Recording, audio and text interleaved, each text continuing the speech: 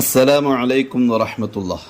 പ്രിയപ്പെട്ടവരെ, സൂറത്തുർ റാഇദ് 31-ാമത്തെ ആയത്ത്, വിശുദ്ധ ഖുർആൻ 253-ാമത്തെ ആയത്തിൽ ഇവിടെ എങ്ങനെ ഓതുക പല ആളുകൾക്കും അറിയില്ല.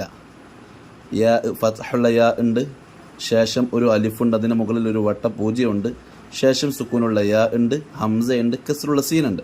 അവിടെ എങ്ങനെ നമ്മൾ ഓതുക? ബിസ്മില്ലാഹ്. أفلم ييأس الذين آمنوا أفلم ييأس الذين آمنوا أفلم ييأس الذين آمنوا യൈഅസി എന്ന് ഓതാവൂ. യാഇന് ഫത്ഹ ശേഷം ഉള്ള അലിഫിന് സുക്കൂനൊക്കെ ഉണ്ട്, അതും നമ്മൾ പരിഗണിക്കൂല.